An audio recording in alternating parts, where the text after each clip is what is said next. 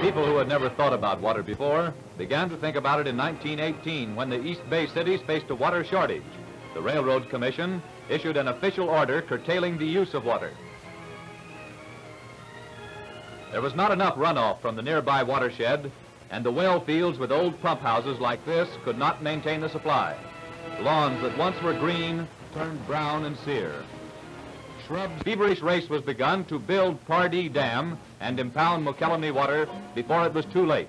Swiftly the dam rose. By day and by night they toiled, hundreds of men and gigantic machines at work. Higher and higher they raised the great structure. At the same time, others were laying the giant pipeline. Monsters like this ate their way through the valleys and across the foothills with amazing speed.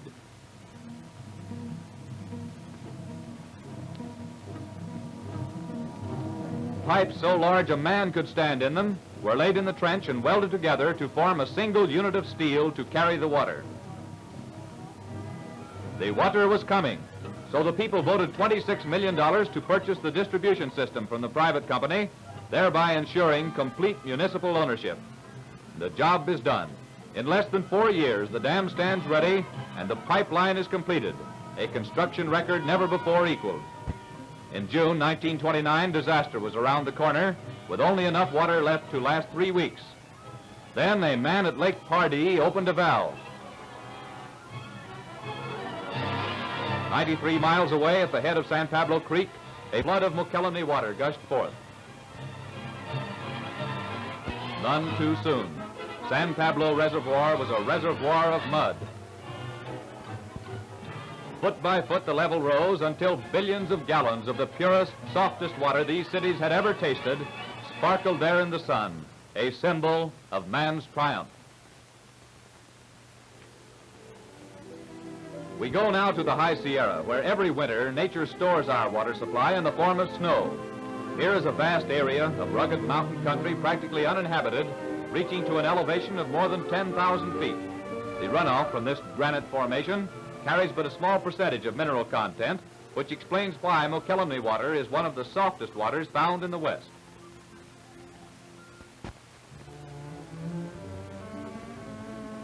The snow melts in spring and early summer.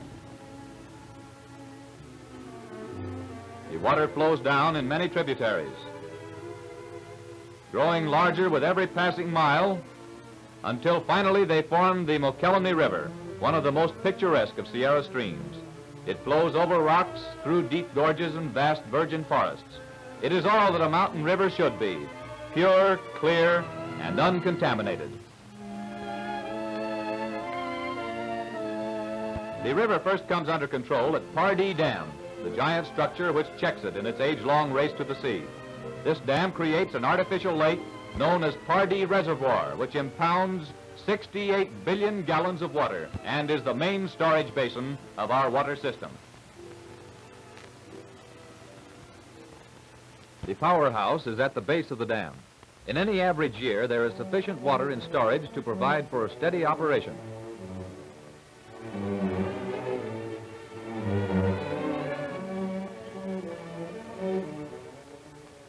It is the pressure of water passing through large turbines that generates electric energy. Here we see the generators that are humming day and night, singing a song that each year means $400,000 in revenue to the people of the district. Galleries run through the interior of the dam so it can be inspected.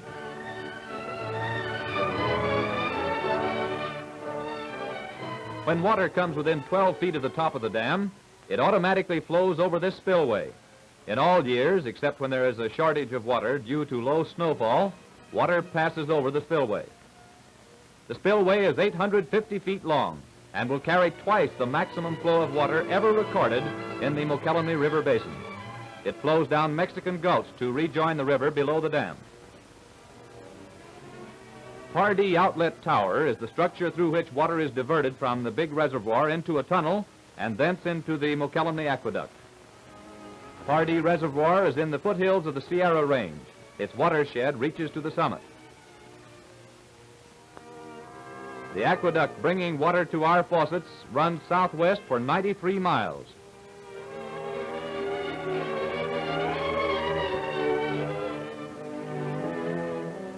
It crosses a number of deep gulches as it makes its way through the foothills. The aqueduct as it crosses the Delta region. The district owns a right-of-way 100 feet wide, so 2 more pipes can be laid when the need arises. The present line carries 40 million gallons daily.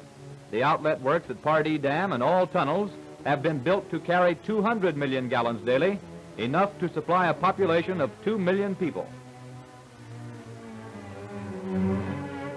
In case of an unexpected break anywhere in the line, automatic release valves like this will pour the water into sloughs and channels where it can do no harm to surrounding territory.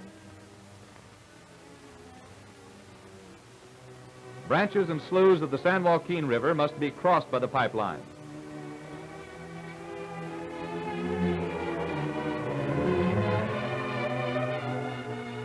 The pipe is placed well below the bottom of the riverbed, so it can never be damaged by boats and can never interfere in any way with navigation. Concrete piling supports the pipe where it crosses over the levees.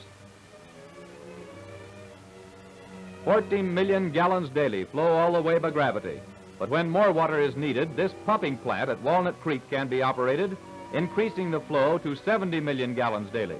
After passing this point, the water is carried through a tunnel and concrete aqueduct to the Lafayette pumping station, a short distance west of the town of Lafayette. The district has 4 terminal reservoirs where water can be stored after it leaves the aqueduct. Lafayette Reservoir receives its supply by pumping from the Mokelumne aqueduct.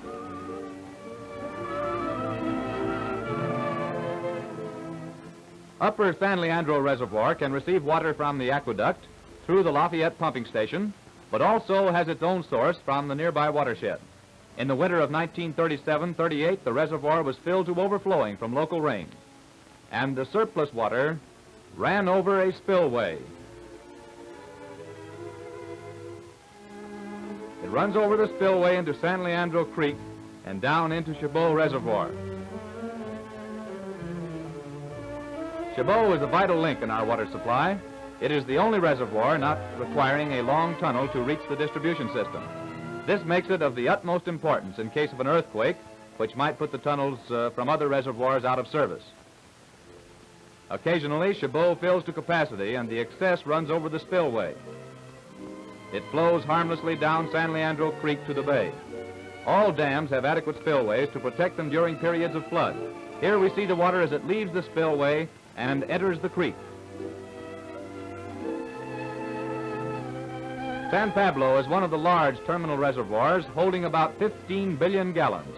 It receives water direct from the aqueduct and also from its own watershed, which in years of good rainfall produces a substantial runoff. The district operates 4 filter plants, and every drop of water is filtered before it is delivered. Most of the water we are now using is treated at the Orinda plant, newest and most modern of the filter plants. Water handled at this point enters the distribution system at a higher elevation than in past years, eliminating costly pumping charges. Upper San Leandro filter plant receives its supply from Upper San Leandro Reservoir. All reservoirs have outlet towers such as this. Water from the San Pablo outlet tower enters the 3-mile tunnel and goes to the San Pablo filter plant in El Cerrito.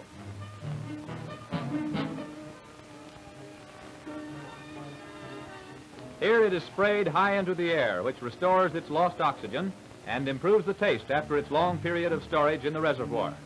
This is called aeration and is the first step in the process of purification and filtration.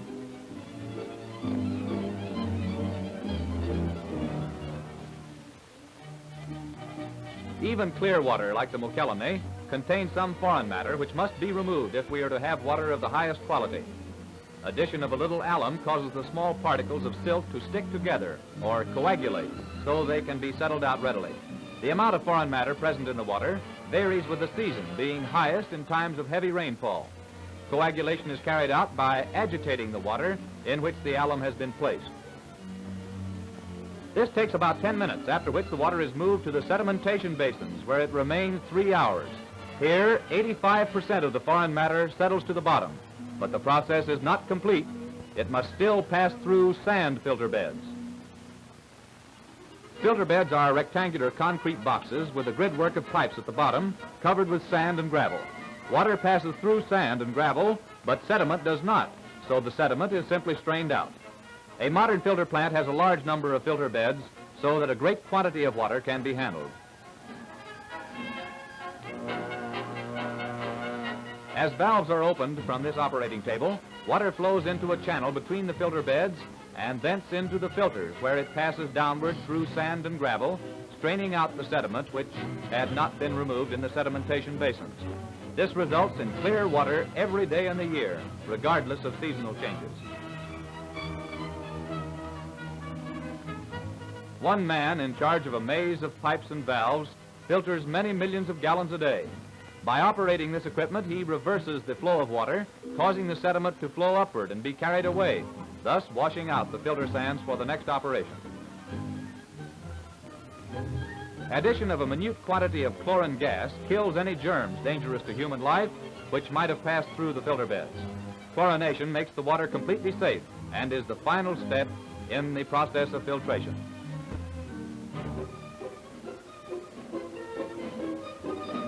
Experts in 2 laboratories are constantly checking the water and making analyses. Samples are collected at many points each day to check the condition of the water. Raw water varies in quality, but the finished district water is clear, pure, and uniformly safe. Snow has melted in the mountains, been impounded at Lake Pardee, transmitted 93 miles, and carefully filtered. It now goes to many covered reservoirs and storage tanks, such as the Upper San Leandro Clear Well. Water from Orinda reaches the Claremont Laboratory by a 3-mile tunnel. The distribution system is remarkably flexible. The whole area can be served from any one of the filter plants in case of emergency. There are over 70 distribution reservoirs and tanks properly situated to serve the areas lying below, an important factor in fire protection. Here we see Piedmont No. 2 Reservoir in its beautiful setting on the hills. The larger distribution reservoirs are not covered, but are protected by high fences and a strict patrol system which prevents any possibility of contamination. This is the Central Reservoir in East Oakland, the largest of this type. The Crockett tank holds 1 million gallons and is located on a hill near the Carquinez Bridge.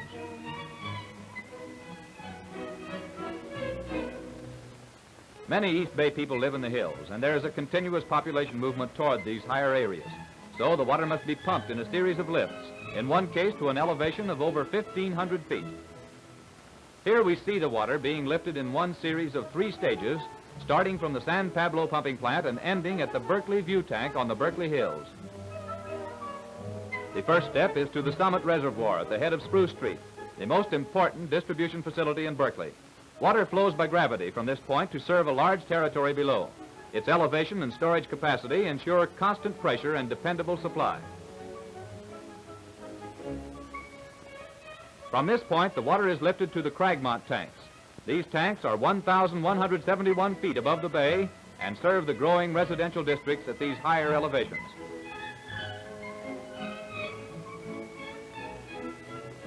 The final stage is to the Berkeley View Tank at an elevation of 1,357 feet. This tank has a capacity of 1 million gallons. Far in the distance may be seen the houses and industrial plants which receive their supply from tanks and reservoirs on the hills. The district keeps pace with residential developments by steady improvements and additions to the distribution system. The district operates a large fleet of automobiles and trucks, together with miscellaneous machinery and equipment, all of which is housed and repaired at the Corporation Yard at 22nd and Adeline Streets, or at one of the smaller outlying yards. The machine shop is at the main yard. It is equipped with first-class machinery and a trained personnel.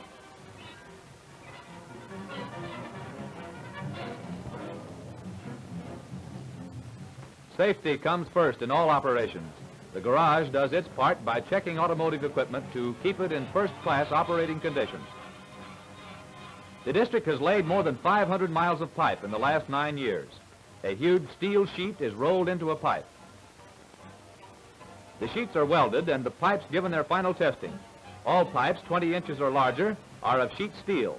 The smaller ones are of cast iron. Nowadays, steel pipes are lined with a coating of cement, so water never can touch the metal, thus preventing corrosion on the inside. The outside, too, receives its covering of cement to prevent soil corrosion. This treatment will protect pipes so it should last 100 years or more. The district builds for the future. And here we see the pipe laid in the trench, another addition to the distribution system. Lobby of the main office in Oakland. The management is centered in a board of 5 directors representing each of the 5 wards which comprise the district. High-speed machines, largely automatic, are in operation every working day to handle details of the consumer's accounts. The district at the present time has 135,000 customers and is continually growing. Recreation, one of the most important uses of water. It's the old swimming hole brought up to date. And, of course, it's filled with Mokelumne water. Well, they seem to be enjoying themselves, and who wouldn't? They're never too young and never too old to enjoy this. Ouch! It's a good thing for him that's soft water. And don't worry, boys and girls, there's plenty more water where this came from. Good water makes good ice, not too brittle, whether for straight or fancy skating or rough and tumble hockey. These people may not be Sonia Haney's, but they get a kick out of it, and it's just another way of using water. East Bay people like their automobiles clean, and water that is free from sediment or impurities leaves a spotless finish that takes a high gloss.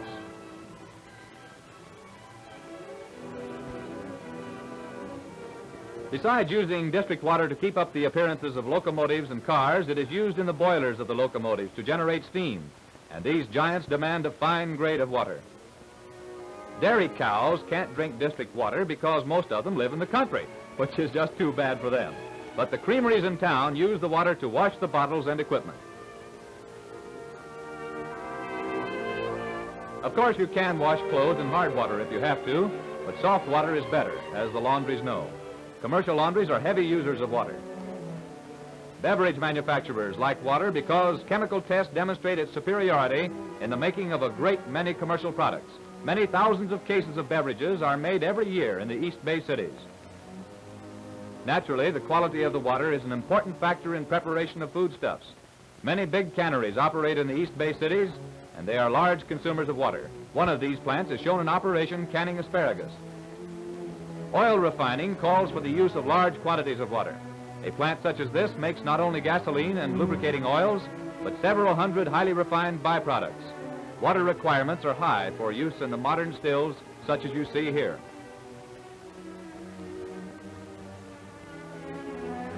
A dependable supply combined with high pressure provides the firemen with assurance that they will always have ammunition to fight fires regardless of their size. The housewife, with her many duties of cooking, washing, cleaning, and gardening, realizes perhaps more than anyone else the value of an ample supply of good water. Large sprinkler systems on the golf courses ensure the golfer of good fairways and greens for his sport the year round. Well, here's another important branch of the laundry business. It won't be this little girl's fault if her dog isn't the cleanest in the neighborhood. No more dyeing lawns and flowers, never again. With provisions for laying 2 more pipelines in the Mokelumne right-of-way when required, we are sure of all the water we need for unlimited growth for 100 years or more.